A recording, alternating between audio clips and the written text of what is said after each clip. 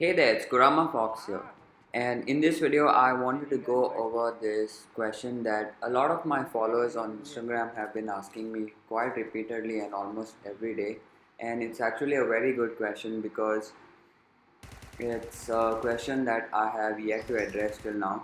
So, people ask me, how do you get better at solo versus squads, and how to handle a situation where you are surrounded by multiple enemies and you either panic or you can't kill them. And guys, it's actually really simple. The only way to learn solo versus squads is by following a few strategies that I will be outlining in this video. So stay tuned guys, I'm going to be explaining to you how exactly you win these solo versus squad situations, how you can practice to get better at them, and how you can impress your friends if you so desire to in the future by destroying or annihilating an entire squad. So guys, without further ado, let's get into the video. Alright guys, so the first strategy and the most important strategy for getting higher kills in solo versus squads is to always land in a hot drop. So if you are landing in Pochinki or Georgopol or Novo Rapnoi, your chances of encountering multiple enemies are the highest.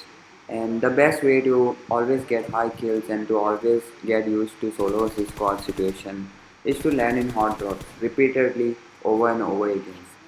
And the best way to practice for solo versus squads, if you haven't watched my videos on recoil control, how to get better, how to improve your accuracy, is basically by playing war mode over and over again.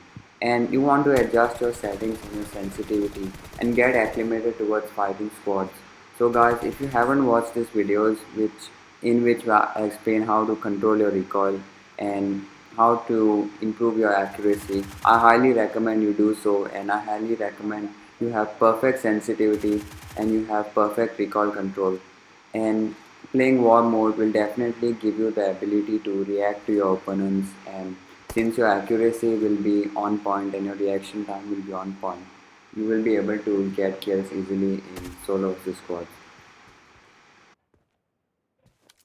Alright guys, so if you notice, I have land in Pochinki right now and I'm getting a lot of kills, but it's not always the case. Like, even if you do land in Pochinki all the time, there will be instances where people will not land in the spot where you're landing. And the best way to figure out where most of the people will land is generally between 1,000 meters from the flight path. So let's just say that your flight path is going towards military base and Novo Rapnoi and Pochinki is on the way, then it is pointless to jump in Georgia Pool because that's over 2000 meters, and most of the players would probably jump in any of the three hotspots that I mentioned, like Pochinki and Novo Rapnoi or military base. So guys, make sure that you're choosing your hot drops very carefully because that will also determine the amount of people who are going to jump alongside with you, and thus you can increase your chances of getting maximum kills. Alright guys, so throughout this video you must have realized that I'm playing very aggressive, and one way to get a lot of kills is to get out of your comfort zone. If you've been practicing like how I've instructed you to practice by playing solo versus squads and improving your accuracy, you want to be playing a very aggressive game because your skill level is going to be much more superior than the average PUBG player.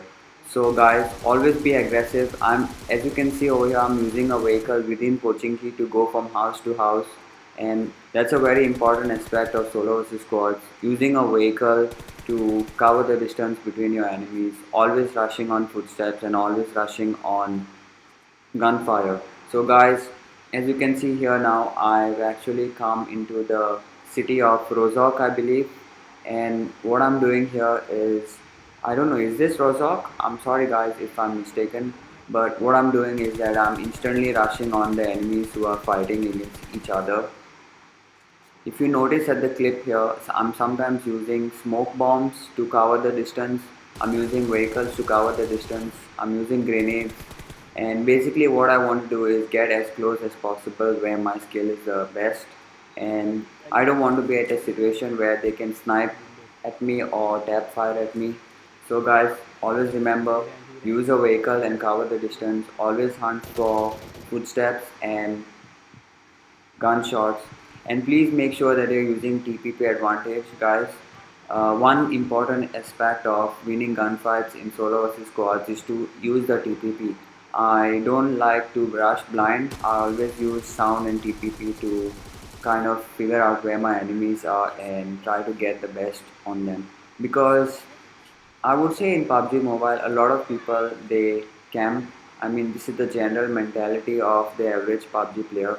Camping is a big part of TPP gameplay, and if you possess the skill to have excellent recoil control or to have excellent reflexes, then it won't matter much. You can just use TPP and strafe out of the corner and probably get that kill. Okay guys, so keep in mind, remember that cover the distance, always hunt for footsteps and gunshots, and always use vehicles to get to your enemy. Alright guys, so we are at the end of this video, almost at the end of this video, and I just wanted to talk about some mind tactics that you can use to consistently win at solo versus squad. So basically guys, a lot of times I notice that I lose a lot of gunfights when I rush unprepared on an opponent. And suppose an enemy squad is TPPing around the corner, around the wall, or behind windows in the building next to you, and if you try to rush on them blindly, chances are you are going to lose that gunfight.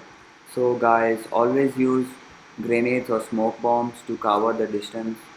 And hypothetically, let's just say that you're in a situation when opponent is on one floor of the building.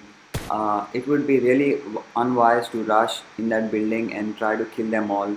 What you want to do is basically isolate them and take them out one by one. So basically what you would be doing is you would be probably TPing around the window and taking one or two of them out, and then when the other two came to revive their friends, you would basically change the angle and kill the remaining members of the squad to get a squad wipe.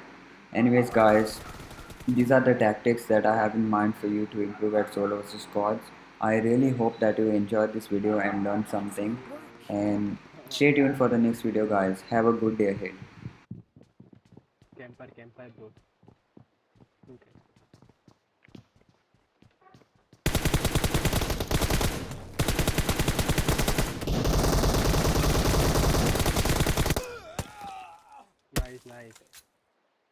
Nice. Nice. Live देखो